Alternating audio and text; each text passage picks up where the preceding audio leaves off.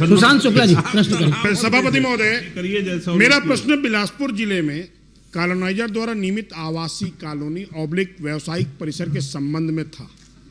जवाब माननीय मंत्री जी ने दिया है, जिसका पूरक प्रश्न मैं पूछने जा रहा हूं कि प्रपत्र क्रमांक 1 के सरल क्रमांक के 16, सरल क्रमांक 15, सरल क्रमांक 24, सरल क्रमांक 26, सरल क्रमांक 28, सरल क्रमांक 65, सरल क्रमांक 73, सरल क्रमांक 77, 99, 100, 103 में एक ही बिल्डर द्वारा या उसी बिल्डर एक अलग अलग संस्थान बनाकर एक ही व्यक्ति द्वारा लगातार टाउनशिप एक्ट,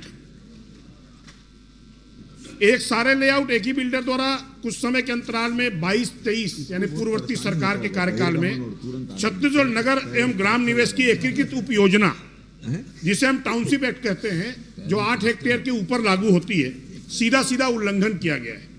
यह कॉलोनी एक ही बिल्डर द्वारा लगभग 100 एकड़ के आसपास निर्मित कर ली गई है, जिसमें मूलभूत सुविधाओं की कमी है, पूर्ण नहीं किए गए और विभाग के अधिकारियों के मिली भगत करते हुए तत्कालीन समय में टुकड़ों में अलग अलग तौर पर पास कराकर नियमों का सीधा उल्लंघन किया गया है। और जो सबसे महत्वपूर्ण विषय यह है कि जो ईडब्ल्यूएस की पात्रता होती है लेआउट के लिए, उसमें कोटवारी जमीन यानी सेवा भूमि को ईडब्ल्यूएस की जमीन दिखाकर ये लेआउट पास कराए गए हैं। मैं आपके माध्यम से माननीय मंत्री जी से पूछना चाहता हूं कि क्या ऐसे लेआउट को स्थगित करते हुए परीक्षण कराकर इनकी बिक्री पर रोक लगाएंगे ताकि आम जन ठगे ना जाएं? माननीय सभापति महोदय, सम्माननीय सदस्य का जो सवाल है वो काफ़ी महत्वपूर्ण है और इस संबंध में मैं आपके माध्यम से सदन को और सम्माननीय सदस्य को अवगत कराना चाहूँगा कि इस विषय पर एक जांच समिति का ऑलरेडी गठन किया गया है। पहले उन्होंने शिकायत की थी विभागीय रूप से, तो उस पर ऑलरेडी जांच समिति का गठन किया गया है। अनुविभागीय अधिकारी भी उसमें सम्मिलित हैं, टाउन कंट्री प्लानिंग के अधिकारी भी उसमें सम्मिलित हैं और नगर निगम के भी अधिकारी सम्मिलित हैं। तो जांच की कार्रवाई चल रही है और कोई भी गलत हुआ होगा तो उस पर निश्चित रूप से कार्रवाई की जाएगी। सभापति महोदय, मेरा दूसरा प्रश्न जो था व्यावसायिक परिसर पर है। सरकंडा में खसरा नंबर 546/1, 547/1, 577/1, जो पूर्व में 26/10/1998 संयुक्त संचालक नगर ग्राम निवेश बिलासपुर द्वारा आवासीय समूह भवन हेतु लेआउट पास किया गया। सभी भूखंड बेचने के बाद संबंधित व्यावसायिक संस्थान द्वारा उसको पुनः जिस विक्रेता को बेचा गया था उससे फिर क्रय किया गया और 7/3/2023 को उसमें से कुछ भाग को पुनः क्रय करते हुए अनुमोदित लेआउट में दर्शित मार्ग ऑब्लिक सड़क हेतु आरक्षित रकबे को पुनः खुली भूमि बताते हुए नवीन भवन अनुज्ञा आयुक्त नगर पालिक निगम बिलासपुर के समक्ष प्रस्तुत की गई और बिना नगर और ग्राम निवेश की विकास अनुज्ञा लिए बगैर सीधा नगर निगम से अनुज्ञा प्राप्त कर ली गई। उक्त भूमि का व्यावसायीकरण आवासीय होने के बावजूद भी वाणिज्यिक भवन के रूप में अनुज्ञा अधिकारियों के मिली भगत से जारी हुई।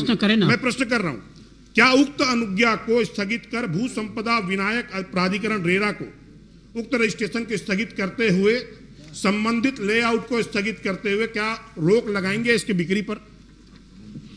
माननीय सभापति महोदय, जो प्रश्न आया है, ये प्रश्न 2023-24 से 4 फरवरी 2026 तक के पूरे प्रकरणों की जानकारी माननीय सदस्य ने मांगी थी। ये जो प्रकरण बता रहे हैं उससे पहले का है, इसलिए इस जानकारी में वो नहीं आया है। सम्माननीय सदस्य मुझे संबंधित प्रकरण से संबंधित दस्तावेज उपलब्ध करा देंगे और मैं आपको आश्वस्त करता हूं कि विभागीय रूप से हम उसमें निश्चित रूप से एक जांच समिति गठित कर देंगे और जो भी कार्रवाई होगी वो नियमानुसार वैधानिक कार्रवाई सुनिश्चित करेंगे। सभापति महोदय, मेरे पास शिकायत की कॉपी है। वो बोल रहे हैं कि आप मैं आपसे आग्रह कर रहा हूं, मेरे पास डॉक्यूमेंट दे दें तो पूरे डॉक्यूमेंट आप दे माध्यम मेरे पास कॉपी है दस्तावेजी तौर पर। अगर आप कहें तो शिकायत इस दिनांक जो बताई गई है, वर्णित दिनांक है, उसके पूर्व की है और वो बकायदा रजिस्टर्ड डाक से और आधिकारिक तौर पर मिलकर दी गई। अधिकारियों ने इस विषय को सदन में मंत्री जी को छिपाया है। क्या संबंधित अधिकारियों के विरुद्ध कोई कार्रवाई करेंगे? मैं उनको उपलब्ध करा दूंगा दस्तावेज।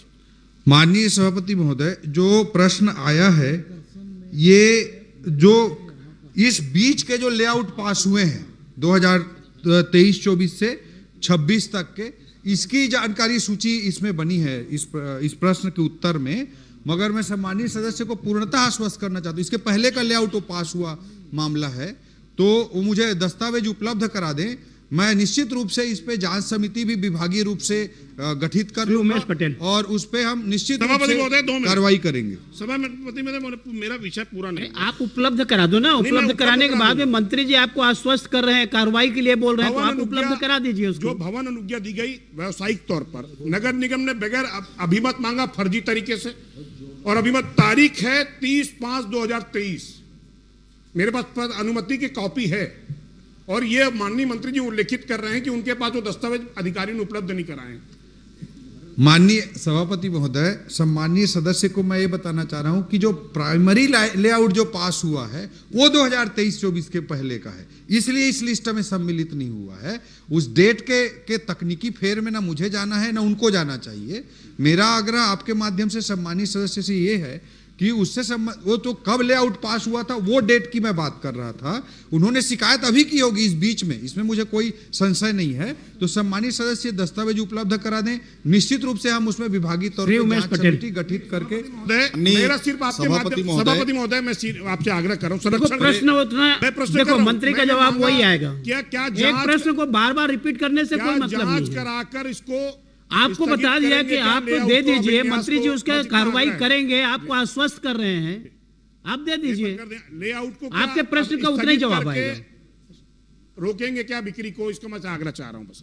माननीय सभापति महोदय, जो सम्मानीय सदस्य ने कहा है कि लेआउट को इसको कैंसिल करेंगे क्या, तो निश्चित रूप से हम जांच कमेटी गठित करेंगे और यथाशीघ्र उसमें श्री उमेश जांच पटेल। करा के उसको लेआउट को भी कैंसिल करेंगे, और बिक्री जहां तक कैंसिल करने की रोकने की बात है उस पर भी नियम प्राइमा फेसी जांच होने के बाद उस पर भी नियमानुसार 100% कार्रवाई सुनिश्चित। धन्यवाद।